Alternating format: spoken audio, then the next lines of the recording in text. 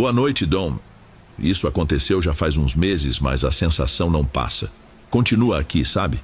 Grudada no canto da sala, no corredor escuro. Começou numa terça-feira. Uma terça-feira igual a todas as outras, daquelas que a gente só quer que acabem logo. O dia no trabalho tinha sido pesado, cheio de planilha, telefone tocando sem parar. Eu só pensava em chegar em casa, tirar aquele sapato que estava me matando e ficar um pouco em silêncio. Quando o ônibus finalmente parou no meu ponto, o sol já estava baixo, deixando o céu com aquela cor laranja de poluição e fim de tarde. O ar estava abafado, pesado. Cumprimentei o seu Carlos na portaria, como sempre. Ele estava com o radinho de pilha no ouvido, ouvindo o jogo, e só levantou a mão para mim. Tudo normal. O elevador, o barulho das minhas chaves na fechadura, tudo parte daquela música que a gente se acostuma a ouvir todo dia. A primeira coisa que eu senti ao entrar foi o cheiro de casa fechada. A segunda foi o Chico, meu gato, se enroscando nas minhas pernas. Ele é um gato cinzento, quase da cor da poeira, por isso o nome. Me abaixei para fazer um carinho nele e o ronronar dele foi a primeira coisa boa do meu dia. E aí, garoto, cuidou bem das coisas por aqui? Perguntei, e ele só miou em resposta, como se estivesse me contando as novidades. Larguei a bolsa no sofá, tirei os sapatos ali mesmo na sala e senti o alívio imediato. Olhei em volta. A casa estava quieta, com aquela luz fraca que entra pela janela da área de serviço. O Miguel, meu marido, com certeza estava no escritório trabalhando. Ele passava horas ali, concentrado no computador. Eu nem precisava ver para saber. Fui até a cozinha, abri a geladeira sem nem saber o que estava procurando. Peguei uma jarra de água. E foi aí que eu falei, mais por hábito do que por qualquer outra coisa, com a voz um pouco alta para ele poder me ouvir do outro cômodo. Amor, cheguei. E do escritório veio a resposta. Oi, bem-vinda. A voz dele, sabe? Inconfundível. Um pouco abafada pela porta, com aquele tom de quem está com a atenção dividida entre o que está fazendo e quem está falando. Era o Miguel, sem tirar nem pôr.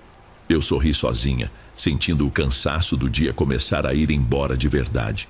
O som da voz dele em casa tinha esse efeito. Continuei falando da sala mesmo, enquanto amarrava o cabelo. Vou só tomar um banho rápido e trocar essa roupa. Preciso descer no mercado, esqueci de comprar umas coisas para o café da manhã. Volto logo, tá? Não houve resposta, apenas silêncio. E então, uns segundos depois, eu ouvi.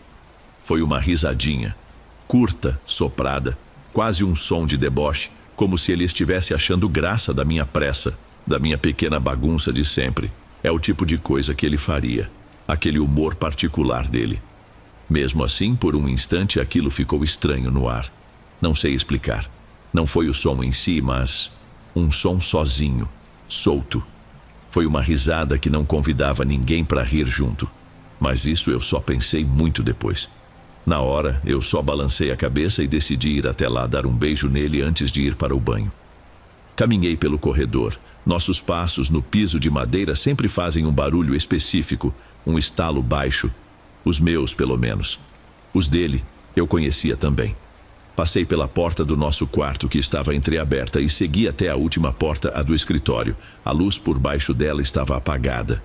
Achei estranho. Ele nunca trabalhava no escuro, tinha pavor de forçar a vista. A minha primeira ideia foi que ele podia ter pegado no sono na cadeira. Acontecia às vezes quando o dia era muito puxado. Bati de leve na porta, nenhuma resposta. Girei a maçaneta devagar. A porta se abriu sem fazer barulho. O ar lá dentro estava parado, mais frio que no resto da casa. A única luz vinha da tela do computador. Um descanso de tela com formas geométricas que se moviam lentamente, projetando um brilho azulado e fraco na cadeira vazia. A cadeira dele, enfiada perfeitamente debaixo da mesa. Ele não estava ali. Meu primeiro pensamento não foi de medo, foi de pura confusão. Talvez eu tenha entendido tudo errado. Talvez o som não tenha vindo dali. Miguel? Chamei de novo, mais baixo dessa vez. Minha voz soou estranha naquele silêncio. Nenhuma resposta. Só o zumbido quase inaudível do computador. Fechei a porta do escritório e me virei, olhando o corredor. Só restava o nosso quarto. A ideia de que ele estava dormindo voltou, agora com mais força. Era a única explicação lógica. Ele devia ter passado para o quarto para tirar um cochilo e eu, pelo costume, achei que a voz tinha vindo do lugar de sempre. Fazia sentido. Tinha que fazer. Fui até a porta do quarto e empurrei. A cama estava arrumada, com a colcha esticada sem um único amassado. O guarda-roupa fechado. As cortinas um pouco abertas, deixando a luz do fim de dia pintar uma faixa pálida no chão. Vazio. O quarto estava completamente vazio. Foi aí que parecia que o chão ia sumir. Fiquei parada no meio da sala, olhando de um cômodo para o outro. A cozinha, a sala, o banheiro. O apartamento é pequeno, não há muitos lugares para se esconder. E por que ele faria isso?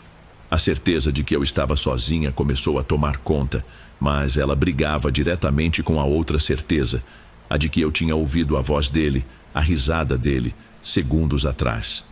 As duas coisas não podiam ser verdade ao mesmo tempo. Minha respiração ficou mais curta, eu precisava ter certeza. Peguei minha bolsa no sofá, com as mãos um pouco trêmulas, procurando o celular. Eu ia ligar para ele. A necessidade de ouvir a voz dele de novo, a voz de verdade pelo telefone, era urgente. Mas eu não precisei ligar. Assim que a tela acendeu, vi a notificação. Uma mensagem dele. Senti o coração dar um baque no peito. A mensagem tinha chegado há quase 20 minutos, antes mesmo de eu descer do ônibus. Eu abri. Eram poucas palavras. Amor, surgiu um imprevisto, tive que correr no cartório antes que fechasse. Não me espera para jantar. Beijo. Eu li a mensagem uma vez, 2, 3, 20 minutos. Ele nem sequer estava na cidade quando eu cheguei. Ele não estava em casa quando eu o chamei. Ele não estava no escritório quando eu ouvi a risada, mas alguém ou alguma coisa estava. Eu não sei quanto tempo fiquei sentada no sofá, apenas olhando para a tela do celular. Talvez minutos, talvez mais. Parecia que nada mais existia. Só eu e o silêncio daquele apartamento. Um silêncio pesado, quase denso. Cada ruído normal da casa, o motor da geladeira ligando, um estalo na madeira do piso, agora soava como um passo, como uma presença. O ar parecia mais denso, mais difícil de respirar. E foi nesse silêncio que as outras coisas começaram a voltar. Pequenos fragmentos que eu tinha ignorado, coisas que eu tinha classificado como cansaço ou estresse.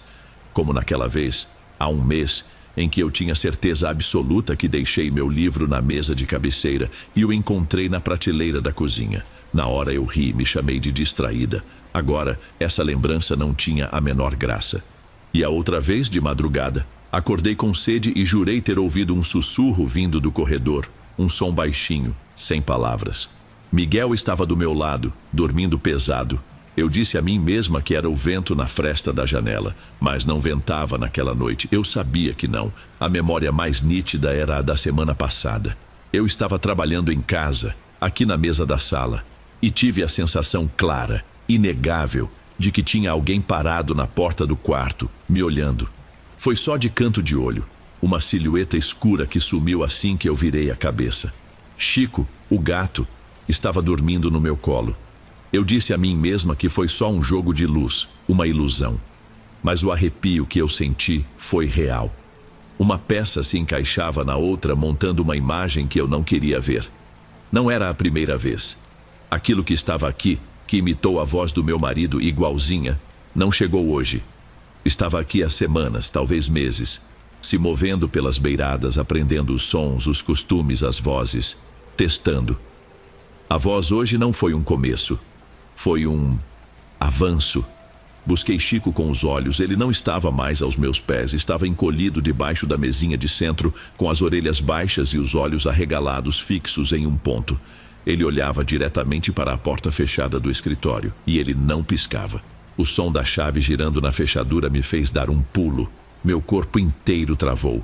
Era um som que eu ouvia todos os dias. O som que significava segurança, fim do dia. Ele chegou. Mas naquela hora ele soou como um aviso. Meu primeiro impulso foi correr, me trancar no banheiro. Mas para onde eu iria depois? A porta se abriu. Era o Miguel. O verdadeiro Miguel. A mesma camisa amarrotada do trabalho, a pasta de couro debaixo do braço, a expressão de cansaço que eu conhecia tão bem. O alívio foi tão grande que minhas pernas ficaram bambas. mas o alívio veio misturado com o pânico que ainda estava ali, no fundo. Ele fechou a porta, me viu parada no meio da sala e franziu a testa. Agatha? O que foi? A voz dele era preocupada. Você parece que viu um fantasma. Eu não consegui rir da ironia. Acho que só consegui balbuciar o nome dele. Ele largou a pasta no sofá, se aproximou e tocou meu rosto. Sua mão estava quente, real. Ei, fala comigo. Aconteceu alguma coisa? Você tá gelada. Eu respirei fundo, tentando encontrar um jeito de explicar uma coisa daquelas. Tinha alguém aqui em casa, Miguel. Ele ficou sério na hora, os olhos varrendo o apartamento por cima do meu ombro. Alguém como? Um ladrão? Chamou a polícia? Não era uma pessoa. Minha voz saiu trêmula. Era a sua voz. Eu ouvi você. Eu cheguei, chamei seu nome e você me respondeu. Do escritório. A expressão dele mudou. A preocupação de antes deu lugar a uma certa cautela, de confusão.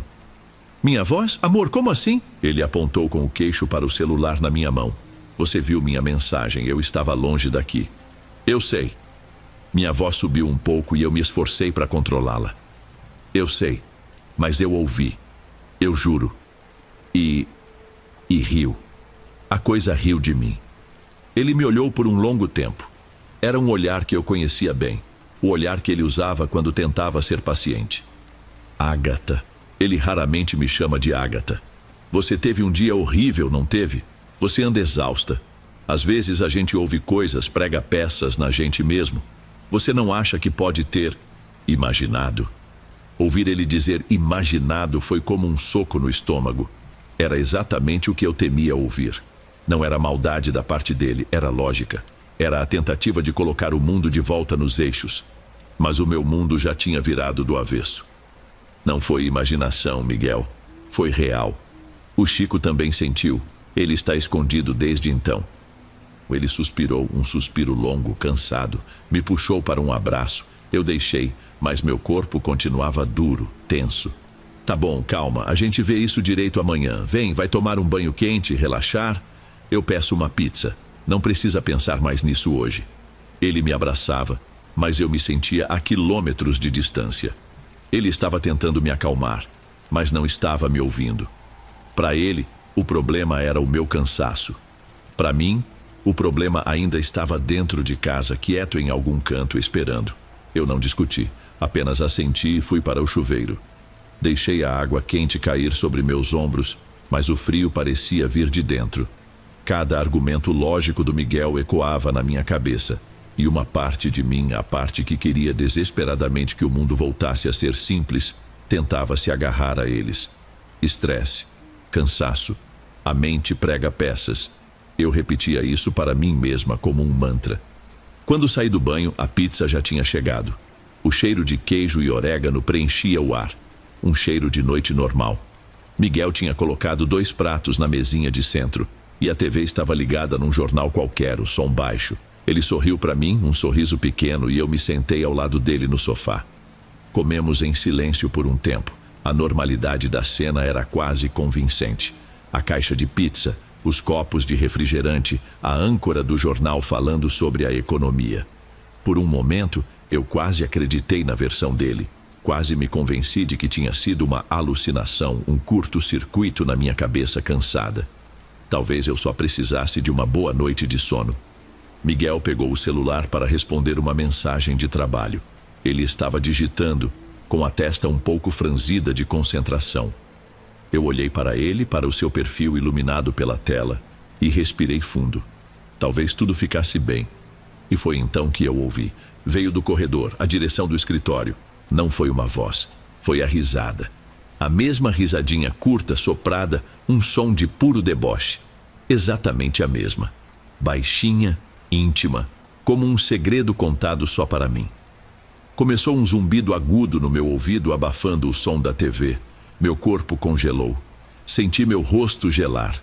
Virei a cabeça devagar, primeiro para o corredor escuro, depois de volta para o Miguel.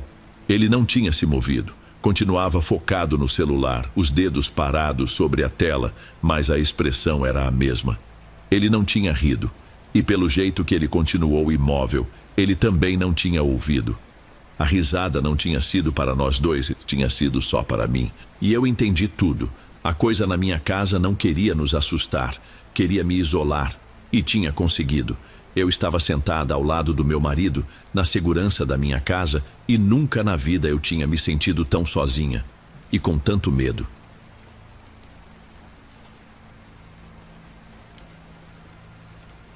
Antes de irmos para o próximo relato, verifique se você já está inscrito aqui no canal e se já ativou o sino de notificação para receber as próximas histórias. Aprecio sua companhia e seu apoio faz toda a diferença. Bem, vamos continuar.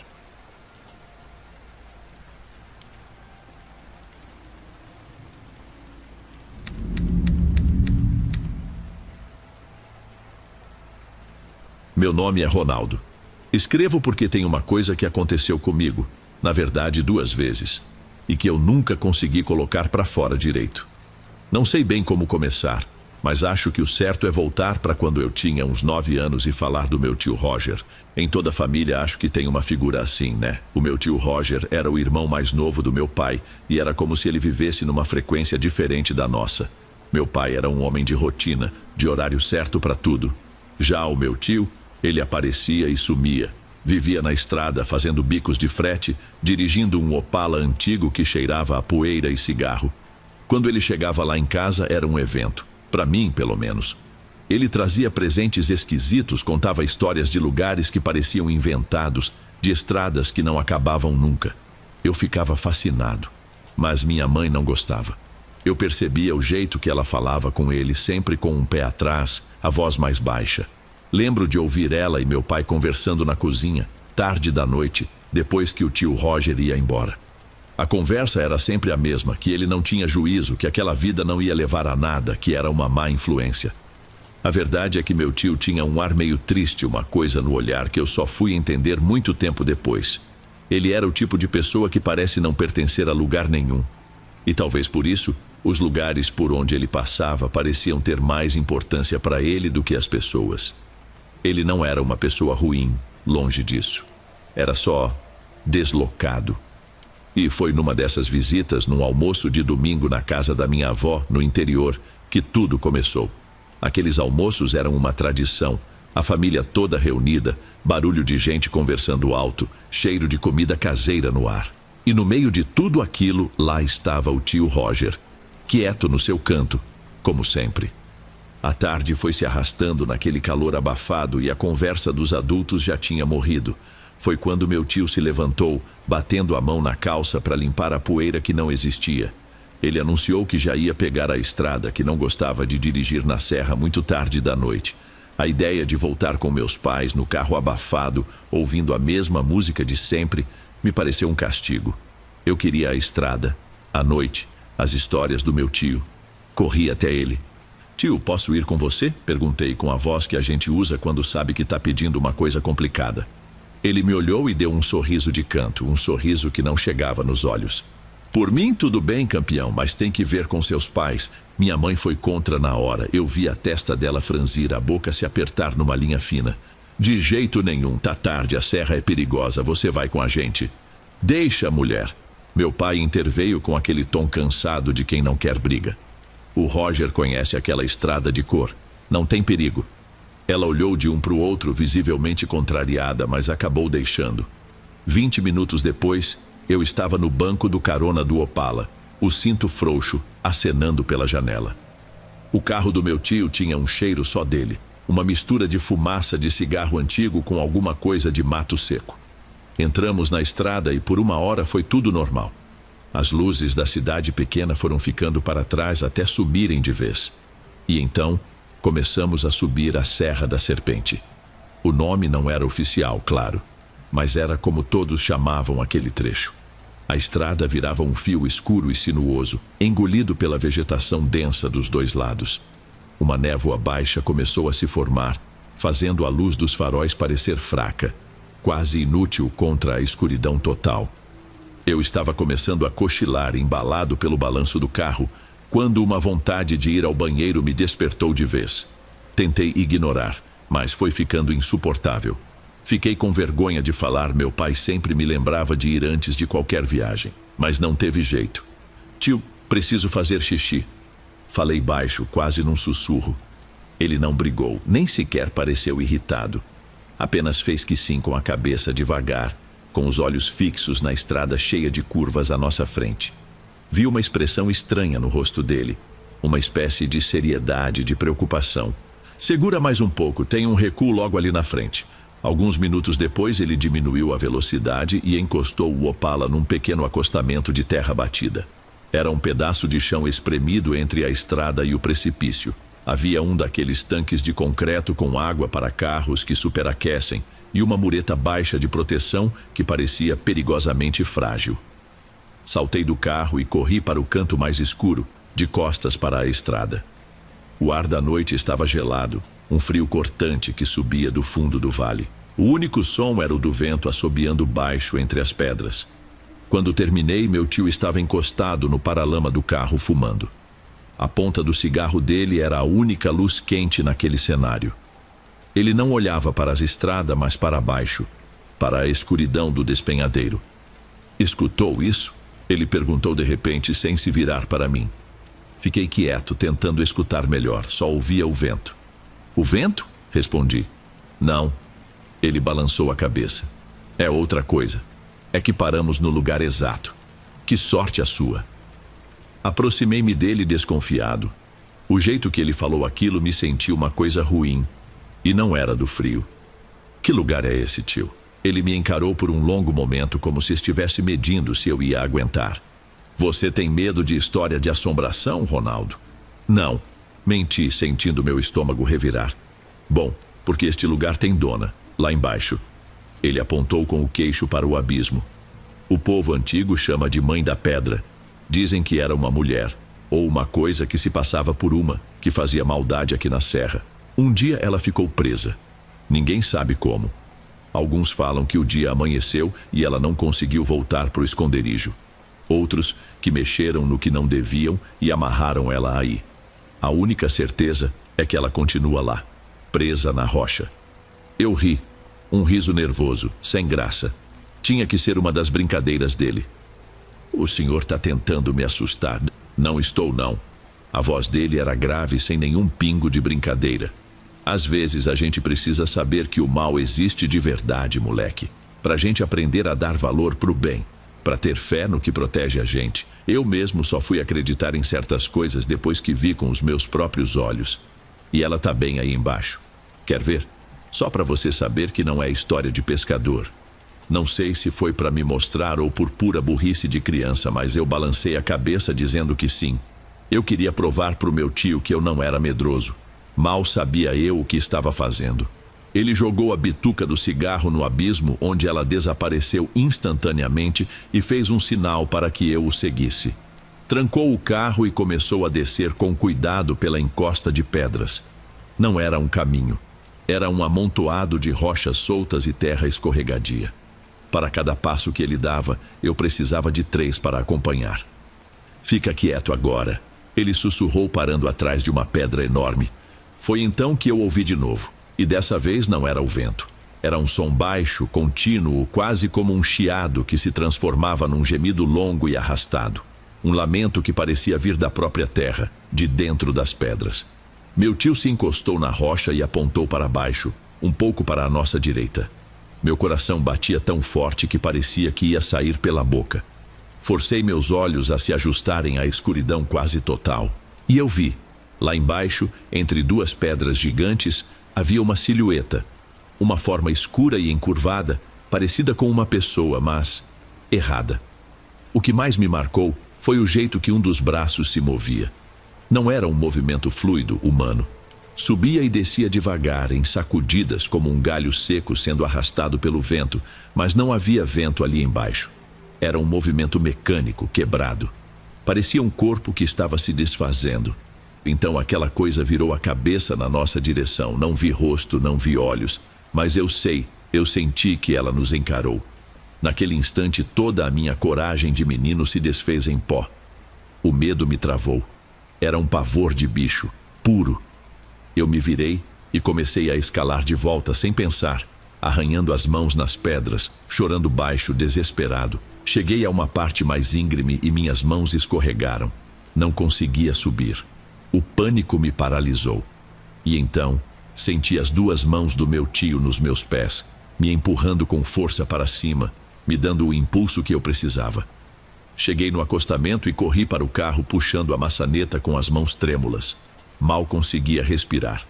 Meu tio chegou logo atrás, o rosto sério, a respiração pesada. Entramos e ele trancou as portas. Ficamos em silêncio por 1 minuto, só com o som da minha respiração ofegante. Ele então tirou do pescoço um cordão de couro. Nele, pendia um saquinho de tecido grosso, um patuá. Toma. Ele estendeu para mim. Sua voz era baixa e grave. Queria que você não precisasse disso tão cedo, mas agora você sabe. E quem sabe das coisas precisa se proteger. Eu peguei o objeto, as mãos ainda tremendo. Isso não vai fazer o seu medo sumir, ele continuou ligando o carro. O medo é bom, ele te mantém vivo. Isso aí é para te manter seguro apesar dele. Agora é seu, cuida bem.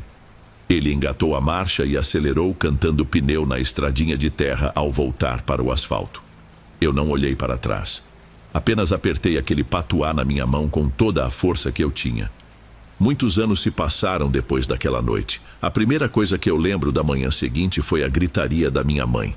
Ela estava furiosa com o meu tio, dizendo que ele não tinha direito, que eu era só uma criança, que ele tinha me traumatizado. Meu tio Roger foi embora naquele mesmo dia e eu passei a vê-lo cada vez menos.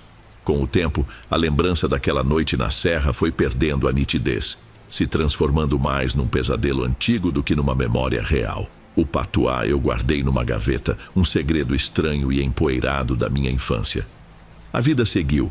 Eu cresci e casei. Meu tio faleceu há uns 5 anos de um problema no fígado. Sozinho, num quartinho de pensão em alguma cidade que eu nem sei o nome. A vida seguiu até o ano passado. Eu, minha esposa e a irmã dela, a Débora, estávamos voltando de um feriado na casa de uns amigos. Para encurtar o caminho, decidimos pegar a tal da Serra da Serpente. Já era noite.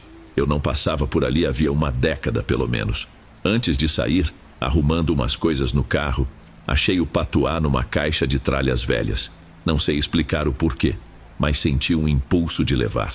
Pendurei no espelho retrovisor mais como uma piada, uma lembrança boba. Nosso carro, um modelo popular já com seus bons anos de uso, começou a sofrer na subida íngreme. O motor roncava alto, forçado. Bem quando entramos na parte mais isolada da serra, com a neblina começando a descer de novo, o patuá simplesmente se soltou e caiu no meu colo. 1 segundo depois, a luz da temperatura no painel acendeu, vermelha e piscando. O carro perdeu a força de vez. Não acredito nisso, falei, batendo a mão no volante. Não tive escolha. Tive que encostar no primeiro lugar que apareceu. Um acostamento de terra batida, espremido entre a estrada e o precipício, com um tanque de concreto para a água e uma mureta baixa de proteção. Uma sensação horrível tomou conta de mim e não era do ar gelado. Era o mesmo lugar. Eu sabia, eu tinha certeza absoluta. A mesma pedra enorme onde meu tio se encostou, o mesmo abismo escuro. Minha esposa e a Débora desceram para esticar as pernas, reclamando do imprevisto, do frio, da falta de sinal no celular. Eu continuei sentado ao volante paralisado, olhando para aquele cenário que, por 20 anos, eu tentei convencer a mim mesmo que não passava de uma história de criança. Saí do carro tentando fingir uma calma que eu não sentia nem de longe. Abri o capô, mais por teatro do que por qualquer outra coisa. O motor estava estalando de tão quente. Enquanto eu olhava sem ver para o emaranhado de peças, minha cunhada Débora andava pela beirada do acostamento com o celular na mão. Nossa, que lugar sinistro, ela disse, mais fascinada do que com medo. O vento faz um barulho estranho aqui, né? Parece, sei lá. Minha esposa, a quem eu já tinha contado a história toda alguns anos antes, ficou tensa do meu lado. Ela olhou para mim, os olhos arregalados. Que barulho, Débora? A pergunta dela saiu tensa, os olhos fixos em mim. Esse, não tá ouvindo? Débora respondeu, se virando para nós. Parece um choro, um lamento bem baixo. E então, eu ouvi. O mesmo som, o mesmo gemido arrastado que assombrou minhas memórias por 20 anos. Ele vinha do fundo do abismo. Minha esposa segurou meu braço com força. Ronaldo, não me diz que é aqui! Eu não consegui responder. Apenas olhei para o despenhadeiro, para o ponto exato onde a escuridão era mais densa. Foi quando o som mudou. Ele ficou mais alto, mais nítido. E pior, parecia estar mais perto, como se algo estivesse subindo em nossa direção. Vamos embora, falei, a voz saindo falhada. Entrem no carro, agora. Não precisei falar 2 vezes. Batemos as portas e eu girei a chave na ignição, rezando. O motor protestou, mas pegou. Acelerei, sem me importar com a luz de advertência no painel, e voltei para a estrada de qualquer jeito. Ninguém disse uma palavra por vários quilômetros. Débora estava encolhida no banco de trás, finalmente assustada. Minha esposa olhava fixo para a frente, pálida. Foi só então que eu olhei para baixo. O patuá ainda estava no chão do carro, perto dos meus pés, e uma certeza horrível, pesada, caiu sobre mim. Não tinha sido azar. O carro não quebrou por acaso. Aquele objeto não era um escudo, era uma âncora, um chamado. Meu tio Roger, no seu jeito torto e melancólico, não tinha me dado uma proteção. Ele tinha me passado o fardo adiante. Ele me marcou para que a estrada e o que vive nela sempre soubesse onde me encontrar. O medo que sinto hoje não é mais de parar naquela serra de novo. É o medo de saber que, de alguma forma, eu nunca saí de lá.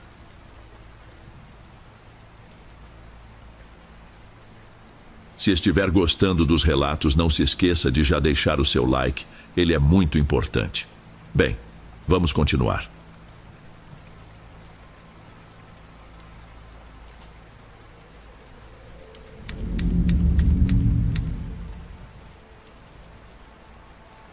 Boa noite, Dom. Meu nome é Silvia. Eu sempre fui do tipo pé no chão, sabe? Daquelas que ouve um relato e já fica procurando a explicação lógica, a janela que bateu com o vento, o cano que fez barulho. Para tudo existia uma resposta razoável. Era o que eu acreditava, pelo menos. Eu e meu marido, o William, moramos num apartamento num prédio residencial comum, um daqueles com vários blocos iguais. É o nosso canto. E até pouco tempo, a nossa família era completa com a chegada do Nero. E ele não era só um gato. Quem tem um bicho em casa como um filho vai entender o que eu digo. O Nero era a minha paz. William trabalha muito, chega tarde quase todo dia. Então, na maior parte do tempo, a companhia que eu tinha era a daquele bicho todo preto, de pelo brilhante e macio. Ele tinha o hábito de dormir no meu peito, me seguia do quarto para a sala, da sala para a cozinha, e ficava me observando com aquele olhar sonolento, piscando bem devagar, enquanto eu tentava me concentrar no trabalho. Ele era o silêncio bom, a presença que fazia o apartamento parecer menos vazio.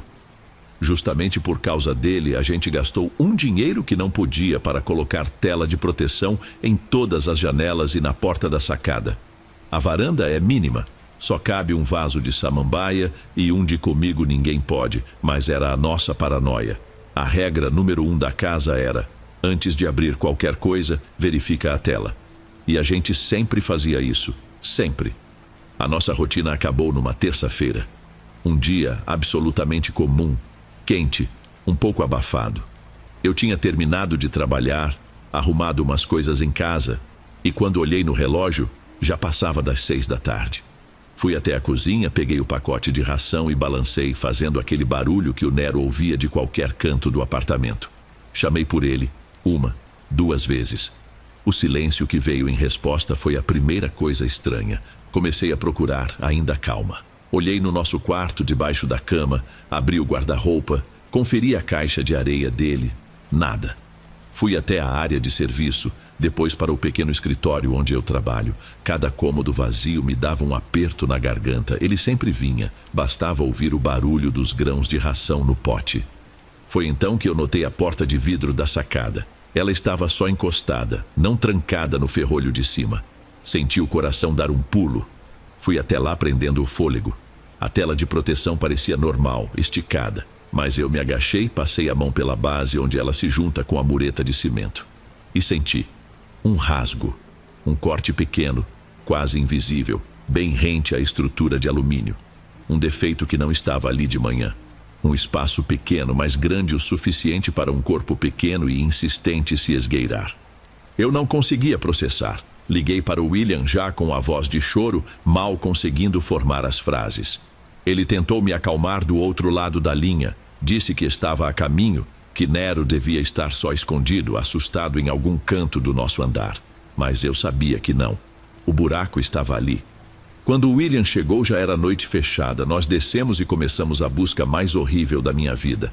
Rodamos o térreo do prédio, um espaço com um pouco de grama e umas plantas meio secas. Chamamos por ele. Nossas vozes pareciam altas e desesperadas no silêncio entre os blocos.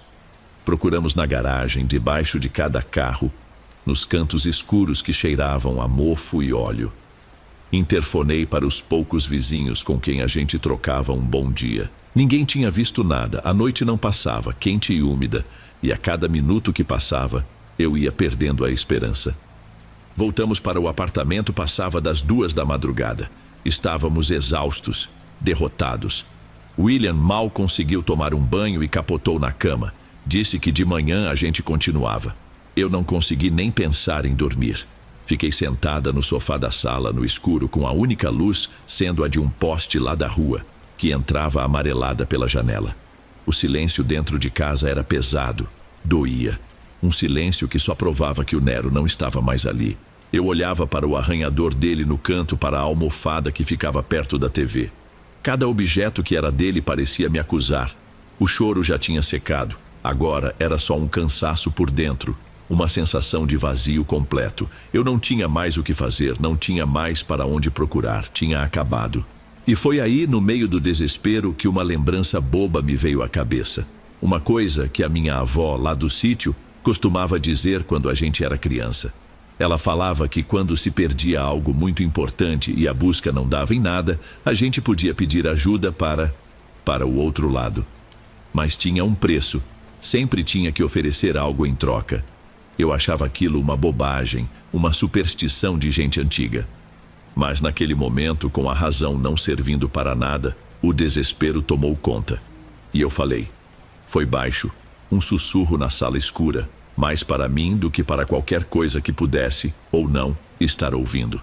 Olha, se você existe mesmo, me devolve ele. Traz o Nero de volta para mim. Bota ele aqui na porta. Eu só quero meu gato de volta. Eu te dou R$50.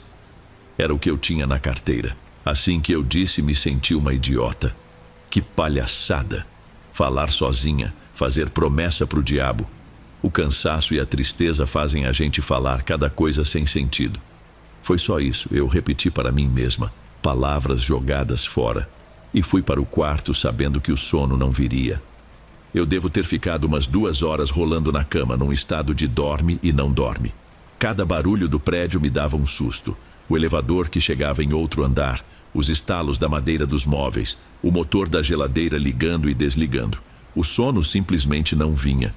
Peguei o celular na mesa de cabeceira para ver a hora. 3h20 da manhã. A cidade lá fora estava num silêncio quase total.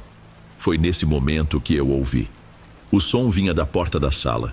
E não era um arranhão de animal, não era um barulho de chave ou alguém esbarrando. Era uma batida, lenta, espaçada e clara. Como se uma pessoa estivesse batendo com os nós dos dedos, com uma calma que não fazia sentido para aquela hora da noite. Foram 3 toques, pausados, com intenção. Eu travei na cama.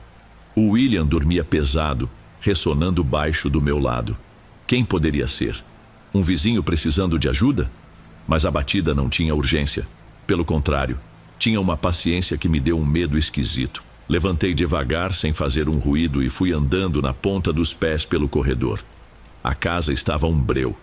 Cheguei na porta e colei o olho no olho mágico. O corredor estava completamente vazio. A luz fraca de emergência do andar pintava tudo de um amarelo esquisito, mas não havia ninguém ali. Ninguém. Meu coração disparou. Esperei 1 minuto inteiro, imóvel, prendendo a respiração.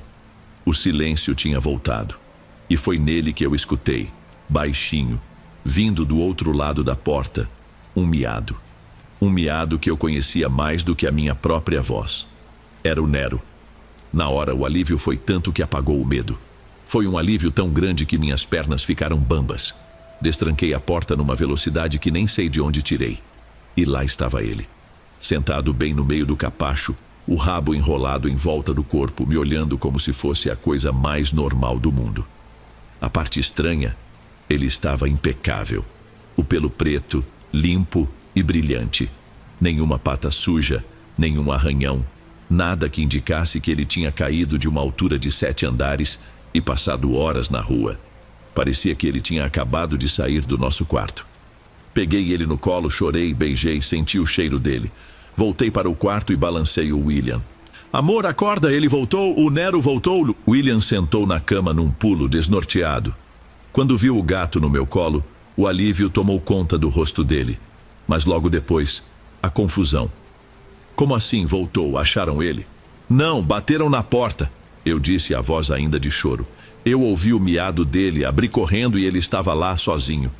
William ficou em silêncio por um instante, me observando de um jeito estranho, sério. A ficha dele pareceu cair antes da minha. Sylvia, o que foi que você falou mais cedo, aquela hora no sofá, sobre pedir ajuda? A lembrança da minha promessa, do meu sussurro desesperado na sala escura, me atingiu como uma parede. O calor do alívio sumiu na hora, e no lugar veio um embrulho no estômago. Ele atendeu você, William falou, a voz quase sumindo. Que bom que ele está de volta. Mas pelo amor que você tem à sua vida, nunca mais faz uma coisa dessas. Nunca. Os dias que se seguiram foram estranhos. Eu tentava me convencer a todo custo de que tudo não passava de uma coincidência bizarra. Talvez um vizinho que trabalha de madrugada tenha encontrado o Nero, deixado na nossa porta para não acordar a gente com o interfone e dado um toque leve para avisar.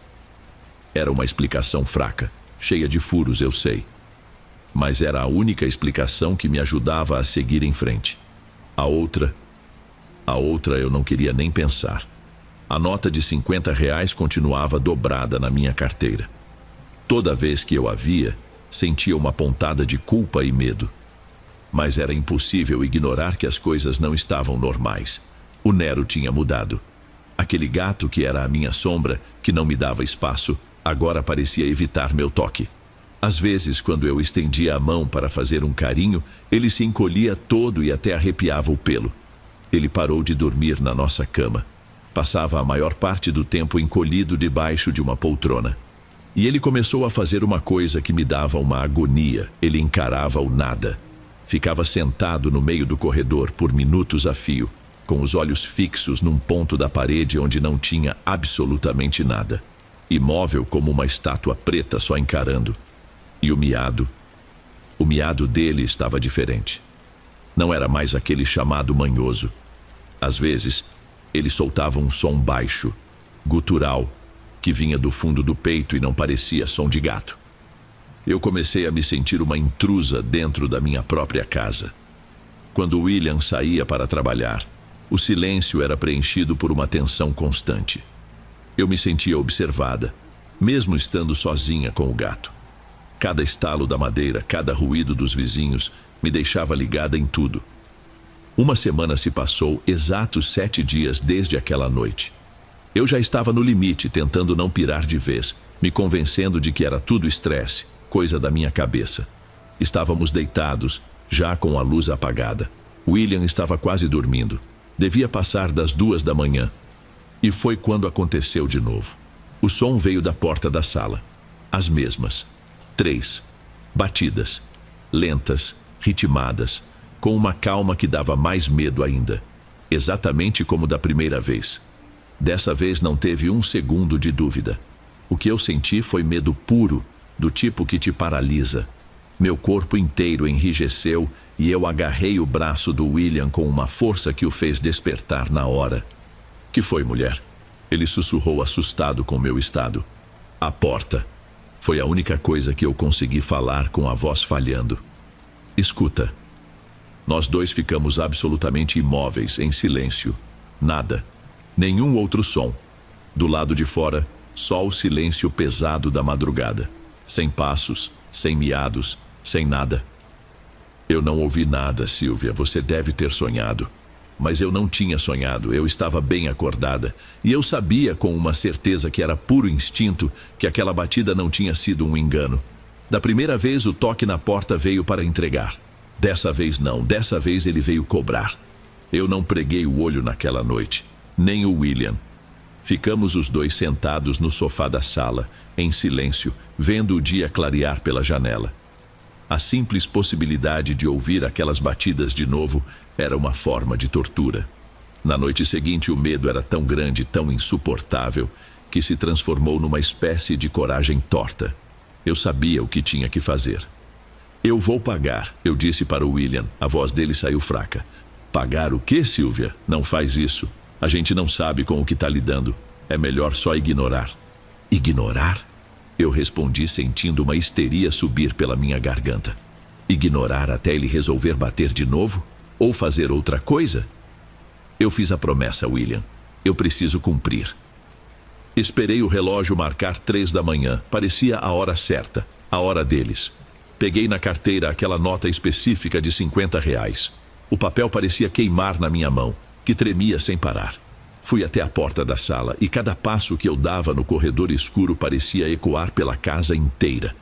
Eu tinha a sensação nítida, quase física, de que havia algo do outro lado da porta esperando. Destranquei as 2 fechaduras. O som das chaves girando foi absurdamente alto.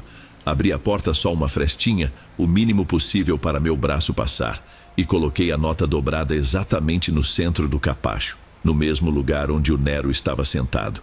Bati a porta com força e tranquei tudo de novo. A fechadura de cima, a de baixo. Girei todas as voltas que as chaves permitiam. E então nós esperamos, a noite inteira, sentados no sofá, sem coragem de ir para o quarto. Não houve som algum, nenhum barulho. Um silêncio absoluto que era 1000 vezes mais assustador do que qualquer batida. Quando os primeiros sinais do amanhecer surgiram criando uma luz cinzenta e fraca, eu criei coragem para ir ver. Andei até a porta, o coração martelando. Espiei pelo olho mágico. O corredor estava vazio. Respirei fundo, abri a porta de uma vez. O dinheiro tinha sumido. Senti um alívio estranho. Tinha funcionado. Acabou. Mas essa sensação durou um único segundo, porque eu olhei para baixo, para o capacho. O dinheiro não estava lá, é verdade. Mas no lugar dele, bem no centro, havia uma única pena preta. Pequena, com um brilho oleoso, diferente de qualquer pássaro que eu já tivesse visto. Eu fechei a porta devagar, não toquei na pena, deixei ela lá fora. As batidas nunca mais voltaram. Mas a paz também não. Sinto que, ao pagar a dívida, eu só mostrei que tinha entendido o acordo. Eu mostrei que entendi a mensagem e que sei como as regras funcionam. Às vezes, no meio da noite, eu acordo e vejo o Nero sentado na beirada da cama, só me olhando daquele jeito novo, quieto e vazio dele. E eu me pergunto o que foi que eu realmente trouxe para dentro da minha casa. A dívida foi paga, sim, mas eu sinto bem no fundo que a minha conta com eles continua aberta.